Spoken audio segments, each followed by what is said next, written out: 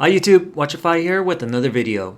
Today I'm going to do a quick comparison between the Seiko SARB033 and the SARY057.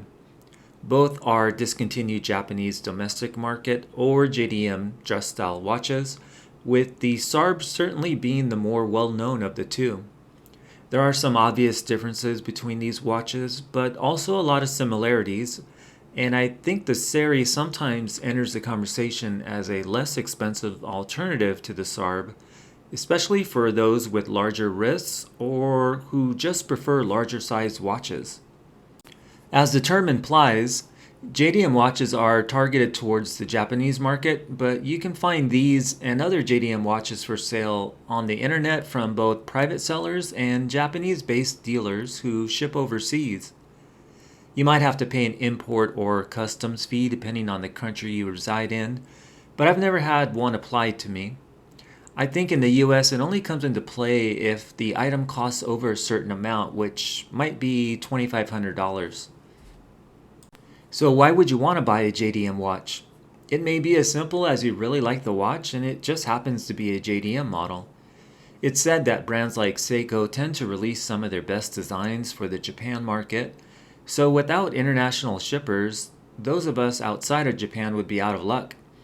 For others, especially collectors, I think the fact that a watch is a JDM model adds to the mystique and exclusivity, as you just can't go down to your local mall or department store to buy one.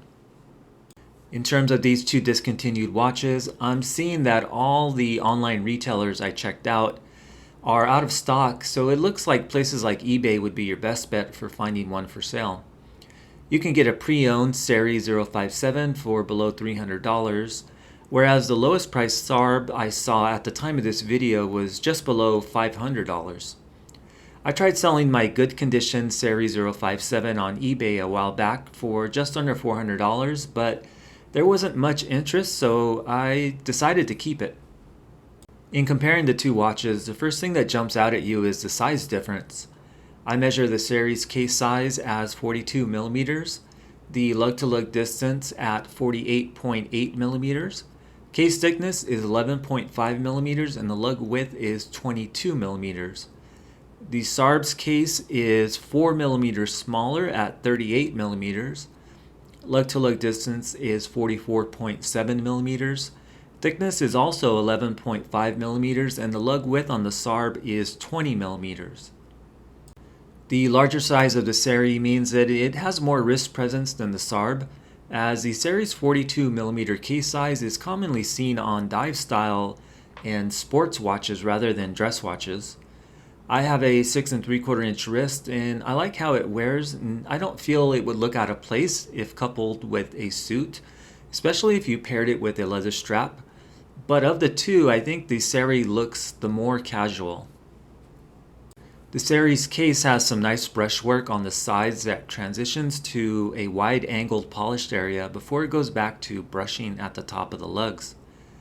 The polished sides of the SARB case aren't flat like the SARY, as they angle inwards. It then transitions to a layered top section which has a brushed finish. To me, the finishing on both watches looks of equal quality. Looking at the side profile of each watch, the downward curve of the SARB's case seems more gradual, while the SARY's appears more aggressive. You get a signed crown on both watches, with the SARB's being wider and flatter, while the SARY's is more prominent. The stylized signed S on the SARB is thicker and shaped like a snake, while the SARY's is just a thinner capital S. Both cases do not have drilled lug holes, which I think is normal to not find on dress style watches. Both have screw-down exhibition case backs, and in terms of bezels, both are polished, but the SARY has brushing that can be seen on the side of the bezel. The other big difference between these two watches is that the SARB has the 6R15 automatic movement that has a 50-hour power reserve, while the SARY has a more common 4R36 automatic movement with a 41-hour power reserve. This means that the SARY has a day complication that you don't get on the SARB. The really cool thing about the SARY is that it has Japanese kanji as the alternate language on the day wheel, which adds to its JDM feel. As you can see, the SARY's 4R movement has a decorated gold rotor, since I think it is considered part of the Seiko Presage line, where you see that rotor decoration. Both watches have flat sapphire crystals covering their black dials. The dial on the SARY has a slight sunburst effect, while the SARB does not. Both have applied Seiko logos, a polished frame date window, and color matching date wheels. Of note is that the SARY Seiko logo is noticeably larger. They both have silver polished indices that look to be applied, but the SARBs are bar shaped with a line down the center, while the SARYs are trapezoidal shaped. Both the SARY and SARB dial have automatic wording near 6 o'clock and a cursive font, but the SARB adds jewel count wording.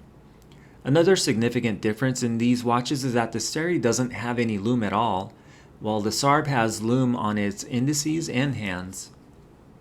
Surrounding the dial are very similarly styled chapter rings. It's just that the SARY's is wider with more prominent markers at each indice. They have similarly styled, polished dolphin-shaped hands, but the SARY's are narrower than the SARBs, and this is probably because they are not lumed at all like the SARB hands.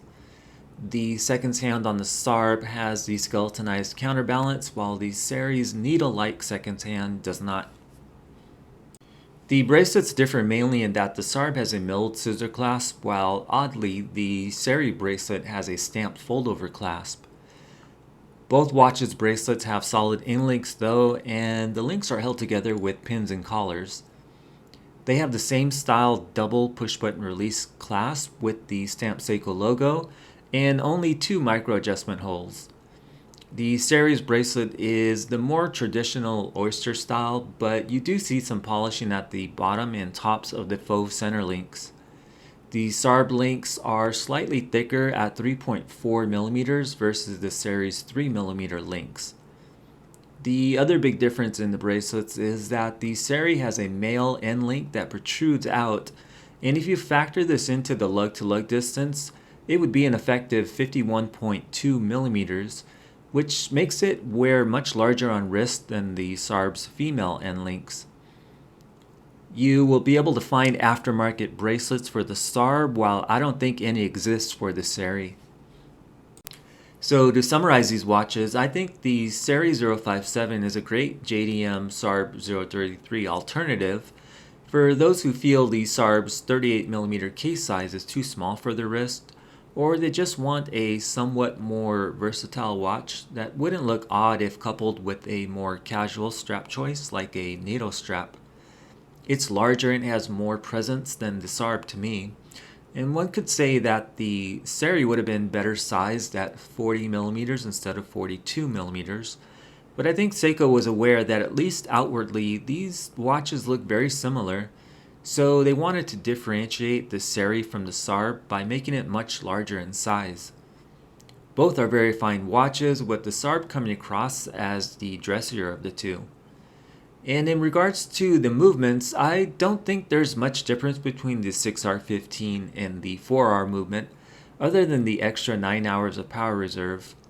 Both can be regulated to run equally as accurate. Even though it's not a SARB and it's much less well known, the SARY holds a special place in my collection as being the first JDM watch I added.